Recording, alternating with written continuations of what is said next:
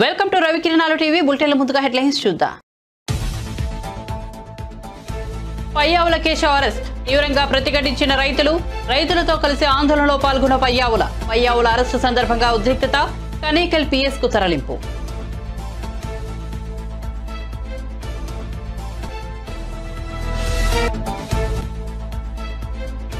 CM Jagan పై పురంధేశ్వరి కీలక వ్యాఖ్యలు, జగన్ ప్రభుత్వాన్ని స్టిక్కర్ ప్రభుత్వంగా పిలుస్తామని ఎద్దేవా.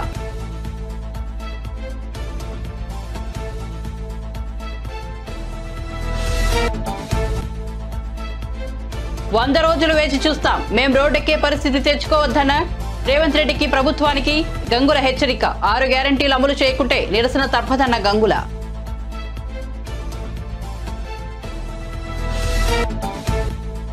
నారా లోకేష్ కోసం 2 యాంకర్లు రెడీ అయ్యారని అంబటి సెటైర్లు. లోకేష్ పైన పార్టీకైనా ఈ యాత్ర ఉపయోగపడిందా అని ఎద్దేవా.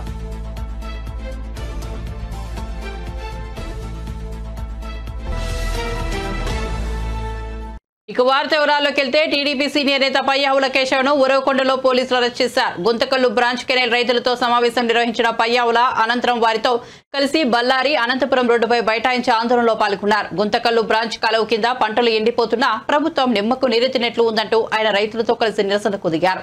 కాలువ నిండా నీరు ప్రవహిస్తున్నా ఇక్కడి రైతులకు ఒక్క పర్యాయం నీరు అందించలేదని పయ్యావుల ప్రశ్నించారు. అందరినీవా నీరు వృధాగా పోతుంటే రైతులకు కడుపు మండిపోతోందని, రైతులు నష్టపోతున్నా ప్రభుత్వం స్పందించకపోవడం దారుణమని అభిప్రాయపడ్డారు. గుంతకల్లు బ్రాంచ్ కెనాల్ని నీరు నిలిపివేయడం వల్ల 30,000 ఎకరాల్లో 300 కోట్ల మేర పంటలు నష్టపోతున్నాయని ఆవేదన వ్యక్తం చేశారు. ఈ క్రమంలో పోలీసులు పయ్యావుల కేశవ్ను అరెస్ట్ చేశారు. అయితే ఆయనను కనేకల్ పిఎస్ కు తరలిస్తున్నట్లు తెలుస్తోంది. గత 20-25 సంవత్సరాలుగా నేను చూస్తూ ఉండగానే అనంతపురం జిల్లాలో అత్యధిక శాతం మిరపని సాగు చేస్తున్నటువంటిది గుంతకల్లు బ్రాంచ్ కెనాల్ కింద ఉన్న రైతులు మాత్రమే. ఎప్పుడో 94 నుంచి కూడా మిరపను పెడుతూ ఇవాళ దాదాపు 26,000 ఎకరాల్లో మిరపను పండించేటువంటి పరిస్థితి వచ్చింది. నీళ్లు మొన్న 25-27 తారీఖు డ్యాంలో ఆగిపోయినా అదృష్టం కొద్దీ 31 వరకు మనకు రావడం జరిగింది. అంటే ఈ రోజుకు దాదాపు 20 రోజులు అయిపోయినాయి నీళ్లు ఆగిపోయి. ఇంకొక వారం లోపల ఒక్క తడి ఈకపోతే పెట్టినటువంటి ₹1,00,000 కూడా చేతికి రాదకుండా పోయేటువంటి పరిస్థితి వచ్చింది. ఎకరాకు కనీసం పెట్టుబడి 1,20,000 పైనే ఉంది, కానీ 1,00,000 తక్కువ లేదంటే 300 కోట్ల రూపాయలు ఇవాళ గుంతకల్ బ్రాంచ్ కెనాల్ కింద రైతులు నష్టపోతున్నారు. ఇదేదో పెద్ద జమీందారులో ఆసాంలో కాదు. ఎకరాలు, 2 ఎకరాలు, 5 ఎకరాలు, 10 ఎకరాలు ఉన్న వాళ్ళు కౌలుకి 20,000, 30,000 పెట్టుకొని తీసుకున్నటువంటి వ్యక్తులు వీళ్ళు ఇవాళ కౌలు నష్టపోతున్నారు, పెట్టుబడి నష్టపోతున్నారు. మేము అడుగుతున్నదల్లా ఒక్కటే, ఒక్క తడి నీళ్లు ఇవ్వండి అని అడుగుతున్నాం. కళ్ళ ముందు వృధాగా నీళ్లు పోతున్నాయి. ఒక 10 రోజులు నేను వాళ్ళకి టైం ఇచ్చిన చేయని గవర్నమెంట్ లో ఉన్న వాళ్ళు. మనం పోతే ఊరికే అనవసరంగా రాజకీయం అవుతుంది, దానికి ఊరికే రాజకీయ రంగు పులుముతారని దాని పక్క తిరిగి కూడా చూడలే. ఎంతమంది ఫోన్ చేసినారో, అన్న ఎప్పుడు కాలువ మీద ఉండేవాడు, ఈసారి ఏందన్నా నువ్వు రాలేదు అని. పోయినసారి నీళ్ళు ఇచ్చినప్పుడు నేను చెప్పినా మీరు మీ చేనులు చూసుకోండి, కాలువ నేను చూసుకుంటానని. మీ పంట ఇంటికి వచ్చే వరకు నేను కాలువ మీద ఉంటానని. ఎందుకు మనకి 200 క్యూసెక్లు రావాల్సిన దగ్గర 100 ఆ రోజు కూడా ఇచ్చింది. కొట్టుకుంటారని చెప్పి రైతులకు తూముల వారిగా వంతలు వేసి, ఇదిగో ఈ రోజు వీళ్ళు అని వంతులేసి మేము నిలబడి నీళ్ళు ఇచ్చుకున్నాం. ఆ రోజు వంతులేసి ఇచ్చుకున్నాం. ఈ గొడవలు రాకూడదని, ఇవన్నీ ఉంటాయనే ఉద్దేశంతోనే మనం అంత సానుకూలంగా రాజకీయం చేయకూడదు అనుకుంటే వీళ్ళకి నీళ్ళు అవసరం లేదు, రైతులు అవసరం లేదు, రాజకీయమే. 20 రోజులు ఏం చేసినారు? ఈ రోజు పొద్దున పోయి ఎందుకు రెచ్చగొట్టాలి వాళ్ళని? ఇంకా చూడు, ఇంకా ఆడే ఉన్నారు. ఏం ఎందుకు రెచ్చగొట్టాలి? ఇవ్వండి, నేను చెప్తున్నా కదా, మీరే నీళ్ళు ఇవ్వండి. ఇప్పుడు ఆడే నిలబడి నీళ్ళు ఇవ్వండి, మీకు సన్మానం చేసిపోతాను. నీళ్ళు రావాలంటే పయ్యావుల కేశవ్ ఇడిచిండే కెనాల్లో నుంచి మేము ఇడిసమన్నారు. అదేమో నువ్వు నా ఆస్తామో కాలువలేకే దుంకి సస్తామో ఏదో ఒకటైతే మాత్రం ఈ 2 రోజుల్లో గవర్నమెంట్ పరిష్కారం దీనికి చూపాలి. ముఖ్యమంత్రి జగన్ పై బీజేపీ రాష్ట్ర అధ్యక్షురాలు పురంధేశ్వరి కీలక వ్యాఖ్యలు చేశారు. మంగళవారం మీడియాతో మాట్లాడుతూ ఏపీలో నాసిరకం మద్యంతో ప్రజల ప్రాణాలతో జగన్ చెలగాటమాడుతున్నారన్నారు. పేదలకు ఇల్లు ఇవ్వకుండా ప్రజలను జగన్ ప్రభుత్వం వంచిస్తోందన్నారు. టిడ్కో లబ్ధిదారులకు ఇల్లు ఇవ్వకుండా ఇబ్బందులు పెడుతున్నారని మండిపడ్డారు. విశాఖపట్నంలో ఉన్నటువంటి ట్రాఫిక్ ఒత్తిడిని తగ్గించడానికి 12 ఫ్లైఓవర్స్ ఇవాళ ఇక్కడ ఆల్రెడీ డిజైన్ చేసి వాటిని అప్రూవ్ కూడా అయిపోయింది. కానీ ఎన్ఏడి ఒక్కటే మీరు నిర్మాణం చేశారు, మిగిలిన వాటిని ఎందుకు మీరు చేయడం లేదు అని చెప్పి ఇవాళ భారతీయ జనతా పార్టీ మీకు వేస్తున్నటువంటి ప్రశ్న.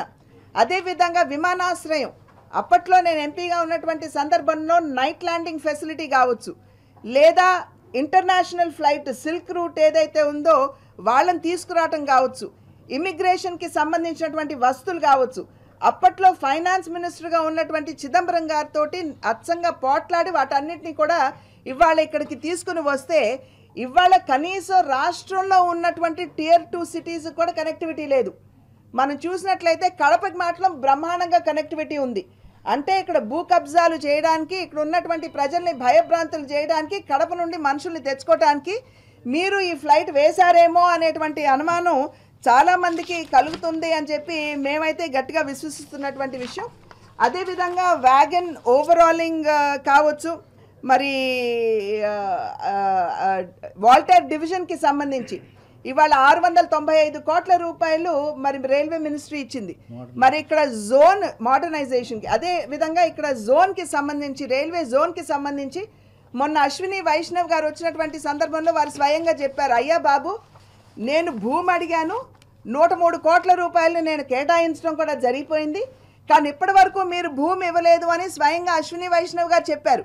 అప్పటి వరకు మీరేమంటున్నారు, ప్రతి ఒక్కరు కూడా కేంద్ర ప్రభుత్వం పట్టించుకోవడం లేదు అని చెప్పినటువంటి దానికి మొన్న అశ్విని వైష్ణవ్ గారు వచ్చినప్పుడు వారి ధీటైనటువంటి జవాబు ఇచ్చారు.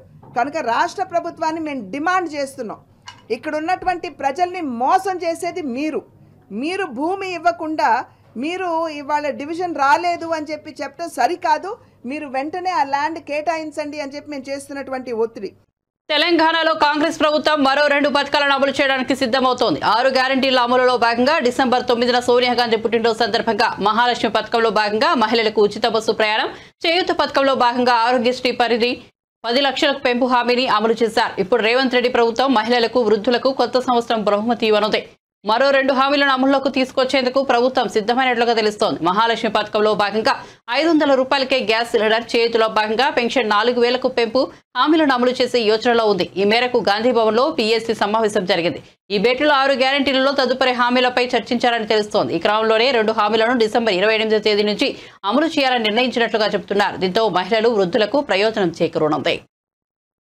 కాంగ్రెస్ ఇచ్చిన 6 గ్యారంటీల అమలుకు 100 రోజుల వరకు వేచి చూస్తామని, ఇచ్చిన హామీలు నెరవేర్చుకుంటే నిరసన తప్పదని మాజీ మంత్రి కరీంనగర్ ఎమ్మెల్యే గంగుల కమలాకర్ రాష్ట్ర ప్రభుత్వాన్ని హెచ్చరించారు.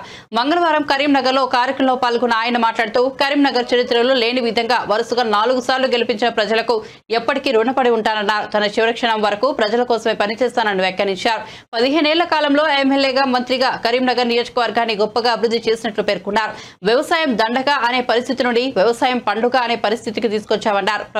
ప్రభుత్వం ప్రజల పక్షం ఉండాలని, జవాబుదారీగా పనిచేయాలని, ప్రజా వ్యతిరేక నిర్ణయాలు తీసుకుంటే పోరాడతామని తెలిపారు. పోరాటాలు బీఆర్ఎస్ కు కొత్త కాదని, తాము రోడ్డెక్కే పరిస్థితి ప్రభుత్వం తెచ్చుకోవద్దని సూచించారు. ఇచ్చిన ప్రతి హామీని అమలు చేయాలని, అమలు చేసే వరకు కాంగ్రెస్ ప్రభుత్వంపై ఒత్తిడి తెస్తామన్నారు. ప్రజా సమస్యల పరిష్కారం కోసం క్షేత్రస్థాయిలో పోరాటం చేస్తామని స్పష్టం చేశారు.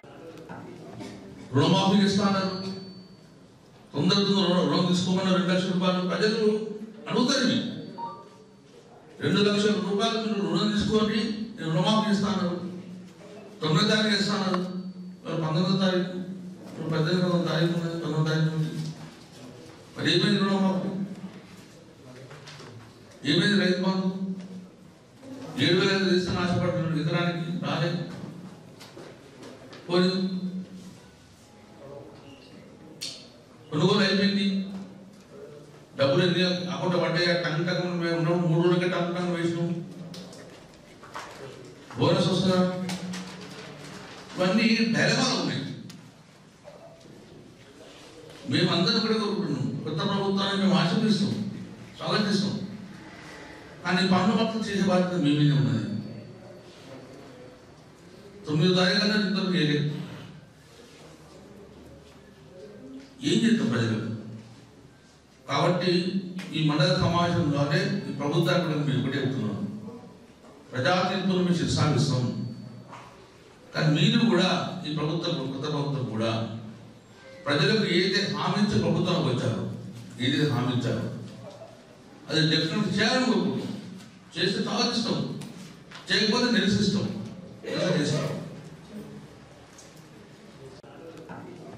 రుణమాఫీ ఇస్తాన్నారు, తొందరగా రుణం తీసుకోమన్నారు. 2 లక్షల రూపాయలు ప్రజలు అడుగుతారు. 2 లక్షల రూపాయలు మీరు రుణం తీసుకోండి, నేను రుణమాఫీ ఇస్తాను.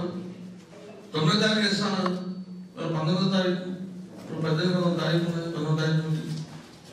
మరి ఏమైంది రుణమాఫీ? ఏమైంది రైతు బంధు? 7,000 ఇస్తాను ఆశపడుతున్నాడు, ఎకరానికి రాలేదు. పోలేదు, కొనుగోలు అయిపోయింది. డబ్బులు ఎన్ని అకౌంట్ పడ్డాయి? టంకం మేము ఉన్నాము, 3 రోజులకే టంకం వేసినాం. బోనస్ వస్తుందా? ఇవన్నీ డైలమాలు ఉన్నాయి.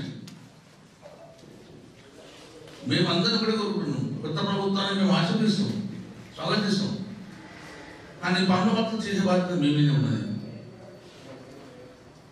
9వ తారీఖు కన్నా ఇంతవరకు వేయలేదు. ఏం చేస్తాం ప్రజలు? కాబట్టి ఈ మండల సమావేశంలోనే ఈ ప్రభుత్వాన్ని మేము ఒకటే చెప్తున్నాం, ప్రజా తీర్పును మేము శిరసాగిస్తాం. కానీ మీరు కూడా ఈ ప్రభుత్వం, కొత్త ప్రభుత్వం కూడా ప్రజలకు ఏదైతే హామీ ఇచ్చే ప్రభుత్వానికి వచ్చారో, ఏదైతే హామీ ఇచ్చారో అది డెఫినెట్ చేయాలని కోరుకుంటాం. చేస్తే చాలా ఇష్టం, చేయకపోతే నిరసిస్తాం. సీఎం వైఎస్ జగన్మోహన్ రెడ్డితో పోటీ పడే స్థాయి నీది కాదు లోకేష్. మీ నాన్న పోటీ పడలేక అందరిని వెంటేసుకుని వస్తున్నాడు. టీడీపీ జనసేన కలిస్తే కొన్ని చోట్ల డిపాజిట్లు వస్తాయేమో, అంతకు మించి ఒక్క అసెంబ్లీ సీటు గెలిచే అవకాశం లేదని వైఎస్ఆర్సీపీ సంయుక్త కార్యదర్శి కారుమూరి వెంకటరెడ్డి పేర్కొన్నారు. జగన్మోహన్ రెడ్డి గారితో పోటీ పడే స్థాయి నీది కాదు లోకేష్. మీ నాన్నే పోటీ పడలేక 10 మందిని వెంటేసుకొని వస్తానంటున్నాడు. నువ్వు జగన్మోహన్ రెడ్డి గారితో పోటీ పడేదేంటి? నువ్వు పోటీ పడాల్సింది ఎవరితో? నీ అన్న అయినటువంటి పవన్ కళ్యాణ్, అంటే దత్తపుత్రుడు, మీ తండ్రికి దత్తపుత్రుడుగా ఉన్నటువంటి పవన్ కళ్యాణ్తో నువ్వు పోటీ పడాలి. పవన్ కళ్యాణ్తో పోటీ పడాలి. పవన్ కళ్యాణ్ ఎందుకంటే 2 చోట్ల పోటీ చేసి ఓడిపోయాడు, నువ్వు 1 చోట పోటీ చేసి ఓడిపోయావు. ఎందుకంటే మీ జీవితంలో ఇద్దరు ప్రజాక్షేత్రంలో ఇప్పటి వరకు ఎమ్మెల్యే కాలేదు కాబట్టి మీరు పోటీ పడాల్సింది వాళ్ళతో, జగన్మోహన్ రెడ్డి గారితో కాదు. జగన్మోహన్ రెడ్డి గారు కాంగ్రెస్ పార్టీ ద్వారా ఎంపీ అయినా ఆ ఎంపీ పదవికి రాజీనామా చేసి బయటకు వచ్చి సొంతంగా పార్టీ పెట్టుకొని 5,40,000 ఓట్ల మెజార్టీతో పార్లమెంటుకి ఎన్నికై 2 సార్లు ఎంపీ, 2 సార్లు ఎమ్మెల్యే, ప్రతిపక్ష నాయకుడు, ఈరోజు ఆంధ్రప్రదేశ్ రాష్ట్ర ముఖ్యమంత్రిగా ఏదైతే ఈరోజు రేపు 175కి 175 స్థానాలను గెలిపించుకోబోతున్నటువంటి వ్యక్తి జగన్మోహన్ రెడ్డి గారు. నువ్వు పోటీ పడేది జగన్మోహన్ రెడ్డి గారితో పోటీ పడే స్థాయి ఇంకా నీకు రాలేదు. నువ్వు యాత్రలు చేసేసావు, ఆ యాత్రల వల్ల నారా లోకేష్ ఏదో నాయకుడు అయిపోయాడని చెప్పి ఎల్లో మీడియాలో వాళ్ళు చేస్తున్న ప్రొజెక్షన్ చూస్తుంటే గుర్తొస్తుంది. అంటే 4 మీడియా సంస్థలు లోకేష్ నాయకుడు అంటే నాయకుడు అయిపోరు. నాయకుడు అంటే ప్రజల్లో నుంచి రావాలి, ప్రజలకు భరోసా కల్పించాలి. మీ నాన్నలాగా మీడియా ప్రొజెక్ట్ చేసేసి మీ నాన్న నాయకుడు అని చూపిస్తే మీ నాన్న నాయకుడు కాదు, మీ నాన్న ఎప్పుడు వెన్నుపోటుదారుడే. సో నువ్వు కూడా అంతే, నువ్వు నాయకుడు, నువ్వు నిప్పు అని ప్రొజెక్ట్ చేస్తే నువ్వు నిప్పువు కాదు, నువ్వు ఎప్పుడూ జీవితాంతం పప్పువే. నీ జీవితంలో నువ్వు ఎమ్మెల్యే కాలేవు. అడ్డదారిలో ఎమ్మెల్సీ తీసుకొని మంత్రి అయినాక అక్కడే పోటీ చేస్తేనే ఎమ్మెల్యే కానాడు, ఇప్పుడేదో యాత్రలు చేస్తే ఎమ్మెల్యే అయిపోతావని అనుకుంటే ఇంతకంటే హాస్యాస్పదం ఇంకోటి లేదు. వీరందరూ అంట కలిసి వస్తున్నారంట, కలిసి వచ్చేసి రేపేదో ఉమ్మడి కార్యాచరణ రూపొందిస్తారంట, పెద్ద బహిరంగ సభ పెట్టి. ఏం చేస్తారు ఉమ్మడి కార్యాచరణ? మీ నాన్న పాదయాత్ర చేసి కొన్ని హామీలు ఇచ్చాడు. అప్పుడు ఆ హామీల ద్వారా అధికారంలోకి వచ్చారు. అప్పుడు 650 హామీలు ఇచ్చి 650 హామీలో ఏ ఒక్క హామీ అమలు చేయనటువంటి మీరు, ఇచ్చినటువంటి మేనిఫెస్టోని ఇంటర్నెట్ నుంచి తీసిపడేసినటువంటి మీరు, ఏదైతే రైతులకు అన్ని రుణాలన్నీ మాఫీ చేస్తాం, డ్వాక్రా రుణాలని మాఫీ చేస్తామని చెప్పి అనేక రకాల వాగ్దానాలు ఇచ్చి దానికి ఇదే దత్తపుత్రుడు ఆ రోజు బహిరంగ సభల్లో చంద్రబాబు నాయుడు ఇచ్చినటువంటి ప్రతి హామీకి నాది బాధ్యత అని చెప్పి ఆ హామీ ఒక్కడు కూడా అమలు చేయకుండా 5 ఏళ్ల పాటు అధికారాన్ని ఎంజాయ్ చేసి ఏదైతే ప్రజలు మిమ్మల్ని దించేస్తే హైదరాబాద్లో శాశ్వత నివాసం కట్టుకొని అక్కడ ఉంటున్న మీరు, మీ నాన్ లోకల్ అందరూ ఇప్పుడు వచ్చి మళ్ళీ ఆంధ్రప్రదేశ్ రాష్ట్రంలో ప్రజలను మోసం చేయడానికి వచ్చి మళ్ళీ ఏదో మేనిఫెస్టోలను ఇచ్చి ఉద్ధరించడానికి వస్తారంట. నేను అడుగుతా ఉన్నాను సూటిగా, ప్రజలకు కూడా ఒకటి గమనించమని చెప్తా ఉన్నాం, వీళ్ళందరూ నాన్ లోకల్స్. సో వీళ్ళు యాత్రలు చేసిన, ఎందుకంటే అప్పుడప్పుడు వచ్చి యాత్రలు చేసి మళ్ళీ వెళ్ళిపోతారు. నారా లోకేష్ శాశ్వత నివాసం ఎక్కడ? హైదరాబాద్. చంద్రబాబు నాయుడు గారి శాశ్వత నివాసం హైదరాబాద్. పవన్ కళ్యాణ్ గారి శాశ్వత నివాసం హైదరాబాద్. మా మీద, మన రాష్ట్రం మీద మన రాష్ట్ర ప్రభుత్వం మీద, ఆంధ్రప్రదేశ్ రాష్ట్రం మీద నిరంతరం విషం కక్కుతున్నటువంటి ఆ TV5 నాయుడు శాశ్వత నివాసం హైదరాబాద్, అతని ఓటు హక్కు హైదరాబాద్. ఈనాడు రామోజీరావు ఓటు హక్కు హైదరాబాద్, అతని శాశ్వత నివాసం హైదరాబాద్. ఆంధ్రజ్యోతి రాధాకృష్ణ శాశ్వత నివాసం హైదరాబాద్, అతని ఓటు హక్కు హైదరాబాద్. వీళ్ళందరూ తెలంగాణ. వీళ్ళు ఆంధ్రప్రదేశ్ రాష్ట్రానికి వచ్చి ఉద్ధరిస్తారంట. వీళ్ళు ఆంధ్రప్రదేశ్ రాష్ట్ర ప్రయోజనాల గురించి మాట్లాడతారంట. వీళ్ళు ఏదో దీనికోసం ఒక కార్యాచరణ రూపొందిస్తారంట. ఆంధ్రప్రదేశ్ రాష్ట్రం రోజు అడుక్కుతుందని చెప్పి విష ప్రచారం చేసే వీళ్ళందరూ ఆంధ్రప్రదేశ్ రాష్ట్రానికి ద్రోహులు. వీళ్ళందరూ ఆంధ్రప్రదేశ్ రాష్ట్ర నాశనాన్ని కోరుకునే వాళ్ళని మాత్రం మరోసారి స్పష్టంగా చెప్పబోతున్నాం. వీళ్ళందరూ కలిసి వస్తే కొన్ని చోట్ల ఏమైనా డిపాజిట్లు వస్తాయేమో, అంతకుమించి ఏ ఒక్క అసెంబ్లీ సీటు కూడా గెలిచేటటువంటి అవకాశం తెలుగుదేశానికి కానీ జనసేనకు కానీ వీళ్ళెవ్వరికీ లేదు. లోకేష్ పాదయాత్ర వలన ఎవరికైనా ప్రయోజనం ఉందా అని మంత్రి అంబటి రాంబాబు ప్రశ్నించారు. ఎవరు గుర్తించిన యాత్ర అని అది ఎద్దేవా చేశారు. కనీసం లోకేష్ కైనా పార్టీకైనా ఈ యాత్ర ఉపయోగపడిందా అని ఎద్దేవా చేశారు. లోకేష్ కుప్పంలో అడుగు వేయగానే తారకరత్న మృతి చెందారు. లోకేష్ జీ అశుభ యాత్ర అని అంటూ విమర్శించారు. క్రితం నారా చంద్రబాబు నాయుడు గారి ఏకైక కుమారుడైనటువంటి లోకేష్ గారు ఈ సంవత్సరం జనవరి 27వ తారీఖున చంద్రబాబు నాయుడు గారు రిప్రజెంట్ చేస్తున్నటువంటి కుప్పం నియోజకవర్గపు హెడ్ క్వార్టర్ కుప్పంలో యువగళం పేరుతో ఒక పాదయాత్ర కార్యక్రమాన్ని ప్రారంభించారు. అది చాలా ఆపసోపాలు పడుతూ మధ్యలో కొన్ని బ్రేకులు తీసుకుంటూ నిన్న ముగిసింది. రేపు ముగిసిన సందర్భంగా బ్రహ్మాండంగా విజయవంతమైంది ఓహో అని చెప్పేందుకు విజయోత్సవ సభ అనేది పెట్టి దాన్ని విజయవంతం చేయడం కోసం నానా తంటాలు పడుతున్నటువంటి విషయాలు చూస్తే కాస్త హాస్యాస్పదంగాను నవ్వుగాను కూడా అనిపిస్తుంది. ఎస్, 226 రోజుల పాటు 3132 కిలోమీటర్లు నారా లోకేష్ గారు నడిచాడు అని చెప్తున్నారు. ఏం జరిగింది నడిస్తే? దాని ప్రభావం ఏమైనా అతని మీదైనా ఉందా? లేదు ఆయన పార్టీ మీద ఉందా? లేదు ఈ రాష్ట్రం మీద ఉందా? అంటే ఎవరి మీద ఏ ప్రభావము లేనటువంటి ఒక యాత్ర. నిజంగా చెప్పాలంటే ఎవరు గుర్తించనటువంటి ఒక యాత్ర. పోనీ పాదయాత్ర తరువాత ఆయనలో అయినా ఏదైనా వికాసం కనిపించిందా? ఆయన ఏమైనా మెచ్యూర్ అయ్యాడా అని పరిశీలిస్తే అది లేదు. ఈ సందర్భంగా నాకు వేమన శతకంలోని ఒక పద్యం గుర్తొస్తుంది. అదేమిటంటే, ఎలుక తోలు తెచ్చి ఏడాది ఉతికిన, ఎలుక తోలు తెచ్చి ఏడాది ఉతికిన నలుపు నలుపే గాని తెలుపు కాదు, కొయ్య బొమ్మను తెచ్చి కొట్టినా పలుకున విశ్వదాభిరామ వినురవేమా. ఎలికి తోలు తెచ్చి ఏడాది పాటు ఉతికితే నలుపు అవుద్దా? లోకేషు లాంటి ఒక ఇన్మెచ్యూర్డ్ని, లోకేష్ లాంటి ఒక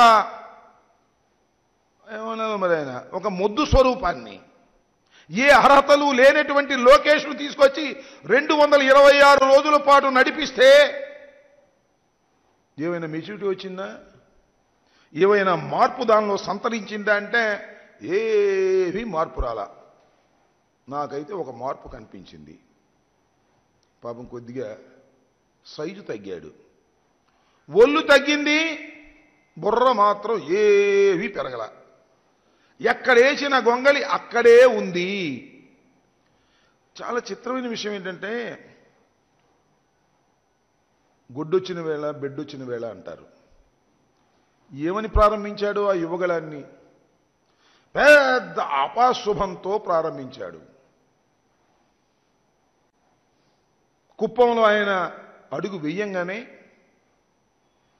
నందమూరి తారక రామారావు గారి కుమారుడైనటువంటి మోహన్ కృష్ణ అనుకుంటాను, వారి కుమారుడు పాపం చాలా ప్రఖ్యాతిగాంచిన చలనచిత్ర హీరోగా ఒకేసారి చాలా చిత్రాలను ప్రారంభించి ప్రజల్లో ఒక స్థానాన్ని ఏర్పరచుకున్నటువంటి వ్యక్తి. ఆయన పేరు తారకరత్న. పాపం తారకరత్న నందమూరి తారక రామారావు గారి మరొక మనవుడు కూతురు బిడ్డ అయినటువంటి నారా లోకేష్ గారు పాదయాత్ర చేస్తున్నాడు. ఆ పాదయాత్రకు మీరందరూ రండి అని ఆహ్వానిస్తే పాపం వచ్చాడు. ఆ పాదయాత్రలో 4 అడుగులు వేశాడు, కుప్ప కూలిపోయాడు. నెల్లూరు జిల్లాలో భారీ స్కామ్లు జరుగుతున్నాయని టీడీపీ నేత సోమిరెడ్డి చంద్రమోహన్ రెడ్డి ఆరోపించారు. వైఎస్ఆర్సీపీ నేతలు మైనింగ్ చట్టాన్ని ఉల్లంఘిస్తున్నారని ఆరోపణలు చేశారు. లీజు లేకుండా పన్ను కట్టకుండా బరిదెగించి ప్రవర్తిస్తున్నారని మండిపడ్డారు. నెల్లూరు జిల్లాలో సిలికాన్ క్వార్జ్ భారీ స్కాములు అందరూ ముందు పెట్టాం. ఇది నేను చెప్పా, దేశంలో అతిపెద్ద కుంభకోణాల్లో గతంలో 2 కుంభకోణాలు దాటి ఇది 3-4, అదొక 5,000 కోట్లు సిలికా, ఒక 6 మంత్స్లో 6 నెలల్లో క్వార్జ్ 3,000 కోట్లు. ఇప్పుడు ఈ క్వార్జ్ విషయంలో కూడా ఆ పొదలకూరు మండలం ఇరువూరు గ్రామం కాకానిగోవర్ధనరెడ్డి ఊరు పక్కన ఊరు వరదాపురం, అక్కడ 32 ఎకరాలు రుస్తుం మైన్, 37 ఎకరాలు Bharat mine, almost 70 acres. Mining lease లేదు, వాళ్ళకి రెన్యువల్ చేయలేదు. 14 హిటాచీలు. డిసెంబర్ 7 వాళ్ళు కోర్టు ఆర్డర్ తెచ్చారు, ఇది ఇల్లీగల్ మైనింగ్ మీద సీరియస్ యాక్షన్ తీసుకోమని. మైనింగ్ అండ్ పోలీస్కి డైరెక్షన్ ఇచ్చింది, వాళ్ళ రెన్యువల్ ప్రాసెస్ చేయమంది, చేయలేదు. విచ్చలవిడిగా 7వ తేదీ ఇచ్చినా కూడా 4-5 రోజులు కంటిన్యూ చేస్తుంటే వాళ్ళు వచ్చి నన్ను అప్రోచ్ అయినారు. నేను ఆ స్పాట్కి పోయినా. శనివారం సాయంత్రం 4:30కి వెళ్ళా. KGF 3 సినిమా కనిపించింది. Heavy trucks, drilling machine, explosives, ఆ జిలిటన్ స్టిక్స్, వైర్లు, అన్ని ఎక్స్ప్లోజివ్కి సంబంధించిన పౌడర్ మొత్తం రెడ్ హ్యాండెడ్గా చూపించాము. 3 days అయిపోయింది. గిరిజనులు వచ్చి వేడుకున్నారు, మా ఇళ్ళన్నీ పైలిపోతున్నాయ్యా ఆ శబ్దాలకి. పిల్లలు వచ్చి భయపడిపోయినారు, మా మీద రాళ్ళు పడుతున్నాయని. ఒక అడవి మాదిరిగా ఉండే అక్కడ ఒక ట్రక్లో, ఆ డ్రిల్లింగ్ ట్రక్లో డైరెక్ట్ స్టిక్స్ అన్నీ కలిపేసి దాంట్లో ఉంటే మేము రెడ్ హ్యాండెడ్గా చూపిస్తే, ఒక చిన్న పాతబడిన గోడౌన్లో చూపిస్తే ప్రాణాంతకమైన నాన్ బెయిలబుల్ సెక్షన్స్ ఒక టెర్రరిస్ట్కో, ఒక నక్సలైట్కో, ఒక గంజాయి బ్యాచ్కో దొరికితే ఏమైపోవాలా? ఒక ఫ్యాక్షనిస్ట్కి దొరికితే ఏమైపోవాలా? వాళ్ళ బాస్కి నెలకి 1-2 తేదీల్లో తాడేపల్లి ప్యాలెస్ పోతుంది, లోటస్ పాండ్కి పోతుంది. ఒక లీజ్ లేకుండా, ఒక పర్మిట్ లేకుండా, ఒక ట్యాక్స్ కట్టకుండా ఇంత బరితిగింపు ఎప్పుడన్నా చూసామా? అందుకే దేశంలో అతిపెద్ద 3-4 భారీ స్కాములు ఉమ్మడి నెల్లూరు జిల్లాలో జరుగుతున్నాయి. ఆ రోజు నేను పోయి అది చూసిన తర్వాత నిజంగా ఇంత దోపిడీ, ప్రజల ఆస్తి దోచుకొని పోతుంటే దోపిడీ దొంగల్లాగా మనం చూస్తూ ఉండాలా పబ్లిక్ లైఫ్లోనే. అక్కడికక్కడ స్పాట్లో కూర్చున్నా. అయిపోయింది 4th డే. ఈరోజు మార్నింగ్ వచ్చారు పోలీసు. ఆ ఇల్లీగల్ మైనింగ్ ఆపరు, హైకోర్టు ఆర్డర్స్. అక్కడ ఎక్స్ప్లోజివ్స్, ఆ పేలుడు పదార్థాలు సీజ్ చేయరు, కేసులు పెట్టరు. నేను ప్రశాంతంగా అక్కడ దీక్షలు చేస్తుంటే నన్ను అర్ధరాత్రి అరెస్ట్ చేస్తారా? ఎత్తి ఏదో ఒక దొంగని ఎత్తేసినట్టు వేస్తారా? కనీసం నోటీస్ ఇరా? ఒక నిమిషం మాట్లాడకుండా ఎత్తి లోపలేస్తారా? ఇంత బహిరంగ దేవుడి భూములు, రెవెన్యూ భూములు, అసైన్డ్ ల్యాండ్స్, ఈ కంప్లీట్ ఏపీఐసి ల్యాండ్స్, కాదేది అనర్హత అన్నట్టు దోపిడీ చేస్తుంటే, మేము ప్రజా జీవితంలో 40 years నుంచి ఉంటే ఇటువంటి పరిస్థితి ఎప్పుడన్నా చూసామా? అంటున్నా. స్వతంత్రంగా బతికే హక్కు లేదు, మన ఆస్తులు మనకి రైట్స్ లేవు. ఆ పరిస్థితి ఈరోజు తెస్తున్నారు. ఇది దురదృష్టకరమైన పరిస్థితులు రాష్ట్రంలో నెలకొన్నాయి. మేము తాడు పేడు తేల్చుకుంటాం, యాక్షన్ ప్లాన్ ప్రిపేర్ చేసుకుంటాం, ముందుకు పోతాం, వదిలిపెట్టే ప్రసక్తి లేదు. మైనింగ్ అక్రమాలను వ్యతిరేకిస్తూ శాంతియుతంగా దీక్ష చేస్తున్న టీడీపీ సీనియర్ నేత సోమిరెడ్డి చంద్రమోహన్ రెడ్డి పట్ల అధికారులు వ్యవహరించిన తీరు దారుణమని ఎమ్మెల్యే కోటంరెడ్డి శ్రీధర్ రెడ్డి మండిపడ్డారు. అధికార దుర్వినియోగం చేసిన వ్యక్తులను రిటర్న్ గిఫ్ట్ ఇస్తామని హెచ్చరించారు. రకాల అవకాశాలు ఉన్నటువంటి, లీజులు ఉన్నటువంటి ప్రైవేట్ మైన్ ఓనర్లను కూడా బెదిరించి మేము చెప్పిన రేటుకే మాకు అమ్మాలని చెప్పని ఒక దౌర్జన్యంగా, ఏదైతే చరిత్రలో ఎప్పుడూ ఎక్కడా లేని విధంగా అధికార వైఎస్ఆర్ కాంగ్రెస్ పార్టీ కీలక నేతలు బరి తెగించి వీధుల్లోకి వచ్చి వేల కోట్ల రూపాయల దోపిడీ పాల్పడుతూ ఉన్నారు. దీని మీద అటు చంద్రమోహన్ రెడ్డి గారు, అజీజ్ గారు, అందరం కూడా జిల్లాలో ఉండే తెలుగుదేశం పార్టీ నాయకులందరం కూడా అనేక రోజులుగా పోరాటాలు చేస్తూ ఉన్నాం. సైదాపురం వెళితే ఆ రోజు పోలీసులు అడ్డుకున్నటువంటి తీరు. అంతేకాదు మొన్నటి రోజున వెంకటగిరి ఇన్ఛార్జ్ కురుగొండ రామకృష్ణ గారు నేను పెరుమళ్ళపాడు అన్న గ్రామానికి వెళితే 620 ఎకరాల్లో మేతపురంబోకు సర్వే నెంబర్ 677 621 ఎకరాల్లో మేతపురంబోకులో ఇష్టారాజ్యంగా అనుమతులు లేవు. మేము వెళ్ళి అక్కడ దాదాపుగా 20 మిషన్లు ఉన్నాయంటే ఒక్క అధికారి వచ్చిన పాపాన బాల. ఆఖరికి అటవీ శాఖ అధికారులు పక్కన అడవి ఉంది కాబట్టి అక్కడికి వాళ్ళు వస్తే వాళ్ళకి అప్పచెప్పాం. ఆ మిషన్లు ఏమైనా తెలియదు. అన్నిటికీ దారుణం పొదలకూరు మండలం తాడిపర్తి గ్రామంలో స్వయంగా రాష్ట్ర వ్యవసాయ శాఖ మంత్రి కాకాణి గోవర్ధన్ రెడ్డి గారి సొంత మండలం ఆ యొక్క తాడిపర్తి గ్రామంలో ఇష్టారాజ్యంగా ఏదైతే ఆ యొక్క రుస్తుంజీ మైన్లో అక్రమంగా క్వాడ్జి కొల్లగొడుతూ ఉంటే మాజీ మంత్రిగా సోమిరెడ్డి చంద్రమోహన్ రెడ్డి గారు అక్కడ సత్యాగ్రహం చేస్తూ ఉంటే నిరవధిక నిరసన ధర్నా చేస్తూ ఉంటే ఒక్క అధికారి వచ్చిన పాపాన బాల. అయ్యా 40 మిషన్లు ఉన్నాయి, దీనికి ఎలాంటి అనుమతులు లేవు. అంతేకాదు పేలుడు సామగ్రి ఉంది, పక్కన గిరిజన కుటుంబాలు ఉన్నాయి, ఏమైపోవాలని అడిగితే పట్టించుకున్న పరిస్థితి లేదు. నిన్నటి రోజున తెలుగుదేశం పార్టీ జిల్లా నాయకులు అందరం కూడా మా పార్టీ జిల్లా అధ్యక్షుడు అజీజ్ గారి నాయకత్వంలో స్పందనలో మీడియా సాక్షిగా జాయింట్ కలెక్టర్ని కలిస్తే మేము వస్తున్నామని తెలిసి మైనింగ్ డీడీని అక్కడి నుంచి పంపించేశారు. కానీ జాయింట్ కలెక్టర్ ఒకటే మాట చెప్పాం, మైనింగ్ డీడీ వచ్చిన దాకా ఇక్కడి నుంచి మేము కదలం. ప్రజా విజ్ఞప్తుల దినంలో ప్రతి సోమవారం అందరూ అధికారులు ఉండాలా, ఒక్క మైనింగ్ అధికారి ఎందుకు లేడు, ఖచ్చితంగా మైనింగ్ అధికారి రావాలా, వచ్చిన దాకా ఇక్కడే కూర్చుంటామంటే తప్పనిసరి పరిస్థితుల్లో అర్ధగంట తర్వాత మైనింగ్ డీడీ వచ్చాడు. మైనింగ్ డీడీ అంటే ఈ జిల్లా మైనింగ్కి అతనే చీఫ్, అతనే బాస్. అతన్ని ఒకే ఒక మాట అడిగింది, అయ్యా ఏదైతే పొదలకూరు మండలం తాడిపర్తిలో రుస్తుంజీ మైన్ ఉందో ఆ మైన్కి అనుమతులు ఉన్నాయా లేవా అంటే లేవు అని జిల్లా జాయింట్ కలెక్టర్ సమక్షంలో అధికారుల సమక్షంలో మీడియా సాక్షి ఒప్పుకున్నాడు. మరి అక్కడ అక్రమంగా జరుగుతుందంటే అది లీగల్ కాదంటే ఇల్లీగలే కాదంటే అవును ఇల్లీగలే ఒప్పుకున్నాడు. అది స్మగ్లింగ్ కాదా అంటే అవును అని ఒప్పుకున్నాడు. చర్యలు తీసుకోమంటే మీకెందుకు, ఈరోజు సాయంకాలం లోపల చర్యలు తీసుకుంటానని మీడియాలో వారు మాట్లాడిన ప్రతి మాట రికార్డ్ అయి ఉంది, చెక్ చేసుకోండి ఒకసారి.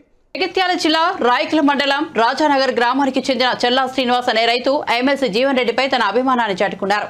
తన పొలంలో వరి నారుతో కాంగ్రెస్ ఎమ్మెల్సీ జీవన్ రెడ్డి పేరును తీర్చిదిద్దారు. స్థానికులను ఇది ఎంతగానో ఆకట్టుకుంటోంది.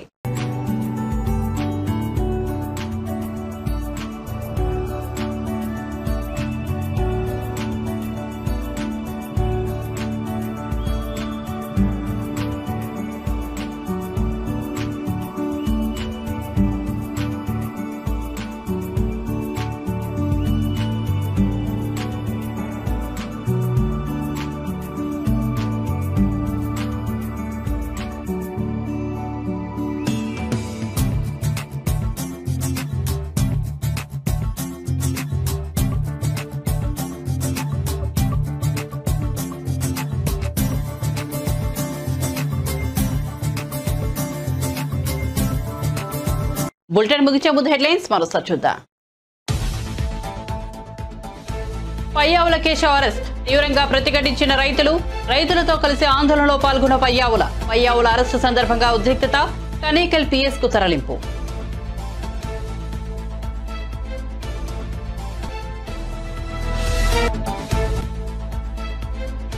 సీఎం జగన్ పై పురంధేశ్వరి కీలక వ్యాఖ్యలు, జగన్ ప్రభుత్వాన్ని స్టిక్కర్ ప్రభుత్వంగా పిలుస్తామని ఎద్దేవా.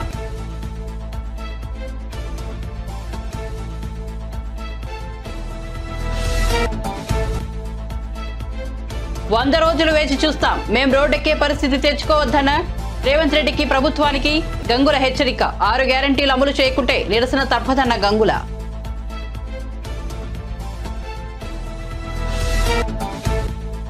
నారా లోకేష్ కోసం 2 యాంకర్లు రెడీ అయ్యారని అంబటి సెటైర్లు, లోకేష్ పైన పార్టీకైనా ఈ యాత్ర ఉపయోగపడిందా అని ఎద్దేవా.